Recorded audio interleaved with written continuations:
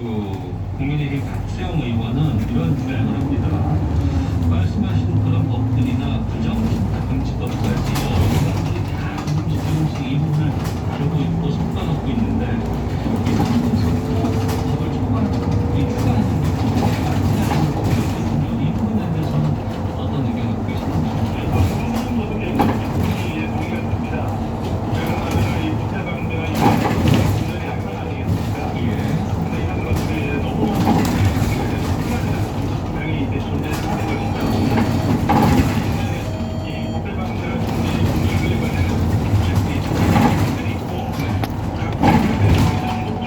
이번 정류장은 다음 정류장은 세종 고속시외버스 성당입니다. 이 버스는 코로나 바이러스에 대응하여 일본의 인내 소득을 시행하는 세종교통버스입니다. 안심하시고 이용하시기 바랍니다. 이걸 경찰이나 검찰에서 항상 못당할 수 있는 건 아니고 누군가 고발을 하거나 신고를 해야지만 이게 진행이 될 것 같은데 이런 전담 기구 같은 것은 어떻게 됩니까? 일단은 이 법안에 관한 운영하는 권익위원회가 담당하도록 하고 있고요. 예. 그런 의미에서 일차적으로는 이제 국민들 청구를 담당하게 되는데, 일단은 뭐 이런 이해충돌 위반 관련된 업무가 얼마나 발생할지에 따라서 이게 달라질 것 같습니다. 네. 그래서 현재는 권익위가 담당하지만 이런 관련된 상당히 많은 사례가 발생하고 그러면 지금 말씀하신 대로 별도의 어떤 독립적인 데는 담당 기구가 만들어져서 네. 좀 더 체계적이고 집중적으로 관리할 필요성도 향후에는 검토 가능하다고 봅니다. 상징적인 의미는 있을 수 있겠지만 적용과 관계돼서 보면은 500만 명이다. 이 사람들 다 감시하고 확인하고 하는 것들이 검증하는 게 가능하겠냐라는 의문도 좀 들거든요. 네, 그게 이제 그동안 이 법 개정을 반대했던 분들이 많이 주장했던 내용입니다. 네. 근데 뭐 예를 들어서 우리 형법이 있지 않습니까? 예. 형법이 있다고 해서 5천만 국민이 다 범죄자가 되는 건 아니겠죠. 그리고 경찰이나 검찰의 수사 대상도 아니고요. 예, 예. 마찬가지로 이해충돌 방지법이 개정됐다고 해서 모든 공직자가 적용 대상이 되는 건 아닙니다. 그중에서 이해충돌의 상황에 직면하는 경우에만 적용되기 때문에 실제 적용이 되는 사례는 상당히 적을 것으로 생각이 되어서 예. 그래서 당초 우려한 500만 명 뭐 그런 숫자는 조금은 기우가 될 수 있다고 생각을 합니다. 네. 그 실제 상황에 직면하는 사람은 그리 많지 않다는 건 무슨 뜻인가요? 이 법은 이제 모든 사람한테 적용되는 것이 아니고요. 예. 이 법이 이제 핵심적인 그 개념이 이해충돌 아니겠습니까? 네. 그리고 이해충돌은 사전에 방지하다는 데 목적이 있는 것이고요. 그러면 각 공직자 입장에서 본인의 이해충돌의 상황에 직면할 때 비로소 이 법이 적용이 되는 겁니다. 그래서 사전적으로 이해충돌을 본인이 해결하거나 그런 상황에 직면하지 않으면 이 법에 적용될 필요가 없는 것이죠. 그 상황이 만들지 않는 한 조치를 취하면 되는 거군요. 예, 그렇습니다. 공직자 스스로가 하면요, 이 법에 적용 대상이 안 되는 것입니다. 제가 그런 것이기 때문에 그런 점점 잘못되지 않을까 생각합니다. 사전 예방 중국에서 이런 교육이라든가 제도에 대한 공부 아니겠 것 같습니다. 저는 그렇게 생각합니다.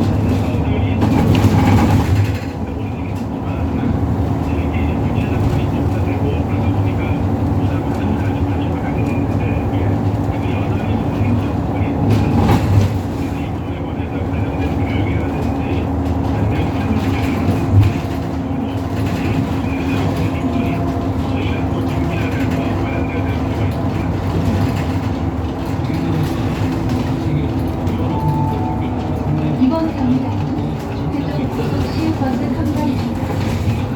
다음 정류장은 대평동 해들마을입니다. 승객 여러분, 버스 앞쪽 운전사 좌석과 하차문 옆에 소화기가 비치되어 있습니다. 하차할 시 소음이 앞서기를 보고 노즐은 불이난 곳으로 통해 손잡이를 눌러 발사하여 주시기 바랍니다. 방향으로 갈 수 있는 토대는 마련됐다고 봐도 될까요? 어떻습니까? 네, 지금 이제 말씀하신 것처럼 잘 되면 좋은데요. 완벽한 것은 당연히 없을 것 같습니다. 예. 그리고 우리가 이제 되게 10대 경제 강국이 됐고요. 그럼에도 불구하고 이제 공직사회 윤리, 청렴 이런 부분은 다소 약했던 것이 사실입니다. 네. 특히 이제 OECD 국가들이 대부분 이해충돌 방지법이 있는데 우리는 없었고요. 그런 맥락에서 이제는 우리도 이해충돌 방지법을 갖게 되었고, 네. 그런 맥락에서 본다면 앞서 말씀드렸던 공직자윤리법, 부패방지법 이런 것과 더불어서 상당한 시너지 효과를 이제 발휘할 수 있을 것 아닐까. 네, 그런 기대를 해보고 다행인 거는 뭐 언론에도 보도됐습니다만 작년도에 우리나라를 대상으로 한 그 청년도 평가에서 예. 우리나라가 다행히도 역사상 최고의 그 성적을 올렸습니다. 네, 그런 것들을 기대해 보면은 이제 이 법이 상당히 이제 좋은 작용을 하지 않을까 하는 기대감도 갖고 있습니다. 알겠습니다. 좀 정착되면 또 여러 가지 상황들이 드러나지 않을까 싶네요. 네, 그렇습니다. 예, 알겠습니다. 오늘 말씀 고맙습니다. 네, 감사합니다. 네, 이해충돌 방지법 통과에 대해서 제가 살펴봤습니다. 한국방송통신대 윤태범 통장통신입니다. 자, 이 시각 교통 상황 살펴보고 들어오겠습니다. 대공정보센터의 오수미 리포터입니다. 네, 이 시각 교통정보입니다. 점심 낮 시간대 치고는 차량 이동도 많고 돌발 소식도 자주 들어오고 있습니다. 평택 신강고속도로 시흥 쪽으로 서울평택 동비천 부근에서 화물차 관련한 사고가 났고요. 2차로를 받고 1시간 넘게 수습이 계속되면서 여타로 많이 밀리고 있습니다. 반대 평택 방향으로는 군자에서 남한산까지 교통량이 많아 6km가 가고 있습니다. 경부고속도로 부산 쪽으로도 나가는 차들이 많아서 서울 요금소부터 수원까지 11km나 정체입니다. 영동고속도로 강릉 쪽으로는 서창에서 월곶, 동군포에서 부곡, 용인을 지나 양지터널까지 천천히 지나가고 있고요. 서울 시내에서는 북부간선도로 외곽 구리 방향으로 국동 나들목 2차로에 고장난 차가 서 있어서 여파로 중앙분기점부터 막히고 있습니다. 올림픽대로 공항 쪽으로도 여의 2교 4차로에 역시 고장난 차가 서 있는데요. 뒤쪽으로 밀리고 있으니까 조심히 지나셔야겠습니다. 지금까지 KBS 교통정보센터였습니다.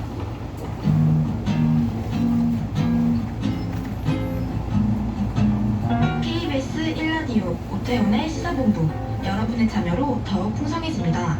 방송에 참여하고 싶으신 분은 문자 샵 9730번으로 의견 보내주세요. 짧은 문자는 50원, 긴 문자는 100원의 정보 이용료가 붙습니다. 애플리케이션 콩과 YK는 무료고요. 시사본부는 팟캐스트와 콩, KBS 홈페이지를 통해 언제나 다시 들으실 수 있습니다. 많은 참여 부탁드려요. 네, 알기 쉽게 시간입니다. 경제. 코로나19 때문에 최근 가계부채가 가파르게 증가를 한 상황이고, 이에 대해서 금융당국이 가계부채 관리 방안을 내놓았습니다. 삼종경제연구소 이준정과 함께했죠. 이번 경기장은 어서오세요. 대평동 해들마을입니다. 다음 경기장은 얼마나 늘었어요? 고량동 호려마을입니다. 실제로 가계부채가 신앙으로 동시로 밀고 있는 상황인데요. 이제 우리나라 경제 규모 수준을 좀 뛰어넘었습니다. 지난해 말 기준 우리나라 가계부채 규모가 1,726조 원이에요. 지난 2013년부터 통계가 작성되니 1년 만에 10% 가까이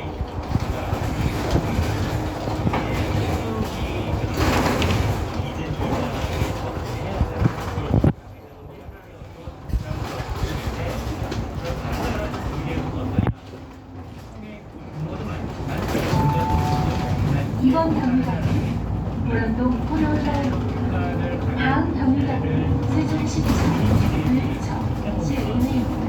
우리나라 2019년 95.2%, GDP 대비 95% 수준에서 지난해 102.1%, 그러니까 1년에 10% 넘게 성장을 뛰었거든요. 그런데 이제 돈을 가장 많이 풀었다는 미국이 74%, 78%, 아직은 100%가 넘지 않습니다. 네. 영국, 프랑스, 홍콩 대부분 60%에서 90% 이내. 그러니까 총액과 증가 속도 면에서 우리나라가 가장 빠르다라는 건데요.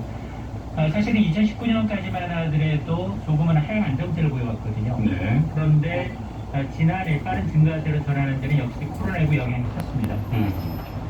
생계 자금 수요가 많았고요. 또 저금리로 인해서 자산 투자 수요가 확대된 것도 영향을 미쳤어요. 네. 다만 이제 최근에 코로나19 대응 과정에서 대부분 이런 이제 부채 확대가 주요 공통적인 현상으로 일정 부분 좀 불가피한 부분이 있고, 그러면 이게 약간 유행할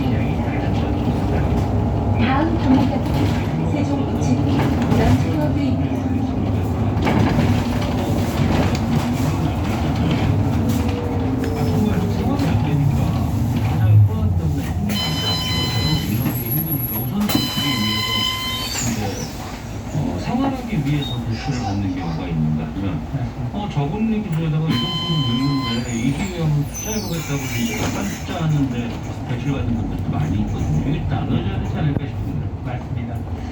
이게 사실은 그 완전히 양극화예요. 완전히 양극화여서 코로나19로 인해서 거의 대면 이제 할 수 있는 내수가 아니거든요. 그게 지금 1년이 넘었습니다. 네. 그러다 보니까 누적되다 보니까 정말 생계 안정자금 필요해요. 이 부분에 대해서는 정부가 질적으로 좀 고민하고 있고 이제 정책적으로 대응할 수 있는 부분을 찾고 있는 반면에 반면에 자산시장의 이제 버블에 상승해서 부동산뿐만이 아니라 주식, 가상화폐 시장으로 엄청난 자금이 몰리고 있는데 이게 우리나라만의 문제가 아니라 지금 전 세계에서도 좀 거의 비슷하게 나타나고 있거든요. 이번 감사님 세종고층 고랑초등학교입니다. 다음 감사님 호려울마을 사회 부단입니다. 대출 문제가 강화됩니다. 이번에 정부의 가계부채 대책이 있는데요. 우선 통계 관리하게 되고요. 2015년까지만 하더라도 가계부채 증가율은 한 3% 남짓 치렀는데 그날 거의 8%, 2배 가까이 뛰었단 말이에요.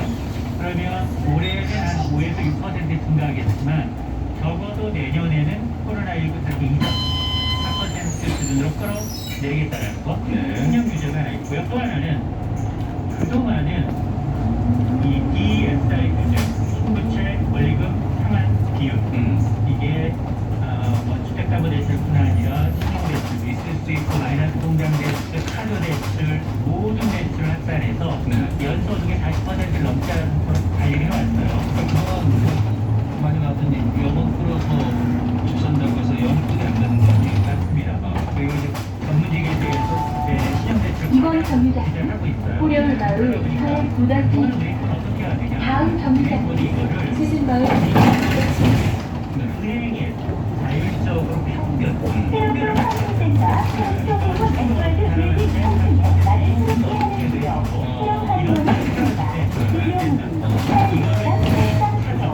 개인 개개인별로 맞게 적용하라는 겁니다.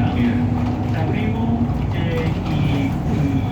아마 세 번째는 이제 주택 이외에도 주택만 지금 담보대출 인정 비율을 하는 게 아니라 토지도 있죠, 상가도 있죠. 저는 그거 놀랐는데 진짜 주택은 규제가 아주 촘촘하게 되어 있는데 상가, 토지 이런 데는 뭐 다 빌려주더라고요. 맞습니다. 60%, 7, 80% 은행권에 달해서 LH 사태가 발견됐잖아요.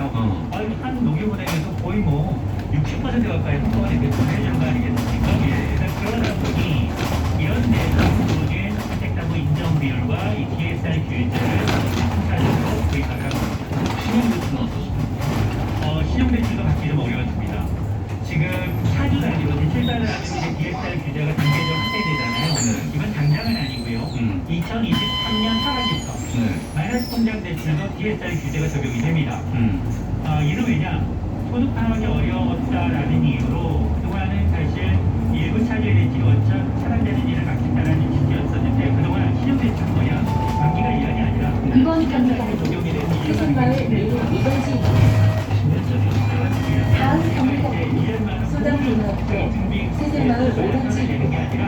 10년으로 잡아놓고 그리고 이제 갱신만 코로나 바이러스의 지역 확산을 예방하기 위해 반대적으로 만기 시민 10년을 여러분의 적용해 걱정이 왔다면 신용 필요합니다. 만기가 길면 모든 길수록 대출 승객은 많이 받을 시내버스 이용 시 이 반드시 만기를 마스크를 착용하여 주시기 바랍니다. 10년에서 7년으로 기사님. 내년 7월부터는 기사님. 7년에서 5년으로 2023년부터는 7월부터 실제 만기 1년 1년 단위로 적용하겠다는 겁니다. 이렇게 되면 잘못 눌러가지고 7년 만기 적용 시 10년에 갚아야 할 돈, 10년에 갚아야 할 돈, 5년에 이번 정기장 1단계잖아요. 1년에 갚아야 될 원리금은 2배로 이번 정기장 말고 다음 정기장. 그만큼 신용대출 한도가 네. 줄어들 수밖에 없습니다. 죄송합니다. 다만 이 경우에도 지금 분할자반이라든가 약정 만기 연장을 통해서 일단 기존 한도를 유지할 수 있도록 소비자의 선택권을 좀 남겨두고 또 하나가 뭐 전세 대출이라든가 예금 적금 담보 대출이라든가 이런 것에 대해서는 일부는 대출을 인정해주기로 했습니다. 그 부분인데 이제 뭐 은퇴하신 분이라든가 아니면 이제 주부 같은 경우에는 소득층 되게 어렵잖아요. 이런 경우에 대출 받기가 그동안 되게 힘들었습니다. 그렇습니다. 지금 이렇지 않아도 지금 소득자에 대한 정말 이 사람이 돈을 빌려서 자기 소득으로 연간 대출 이자와 원금을 갚을 수 있는 능력을 따지게 되면 소득 증빙 자료가 거의 없어요. 필요하지 않아요. 이번 정류장은 초담고등학교 세진마을 5번지 이번에도 이제 이런 분들을 위한 다음 정류장은 대기 한국개발연구원 KEI 각종 이제 소수품을 사용해서 의료생활자가 아닌 경우에도 수정된 가능하다라는 건데요. 그러면 증빙자가 어떤 거 하는 거냐? 일단 중개사업자랑 업계자랑 임대소득이 될 수 있죠. 또 금융소득 될수 있고 또 하나는 카드 사용에 1년간 카드를 사용한 걸 보면 저 사람의 신 내역이 파악이 되니까 그리고 매달 학생이라면 저축할 수 있잖아요. 매달 뭐 10만 원, 20만 원 저축할 수 있는데 이런 다양한 자료를 활용해서 소득을 추정하겠다는 겁니다. 예를 들어서 학생 한 명이 자기는 뭐 아르바이트를 통해서 월 50만 원씩 붙는다. 이럴 경우에 1년간 납부한 금액은 600만 원이에요. 여기다 만기 저축률 27%를 나눈 가운데 90%를 못하면 연소득을 한 1,900만 원까지 인정을 했습니다. 이럴 경우 기간까지 일단 3% 적용을 하더라도 대출 가능 한도가 나옵니다. 그러니까 다른 대출이 없고 이런 경우 이번 정류장은 한국개발연구원 KEI입니다.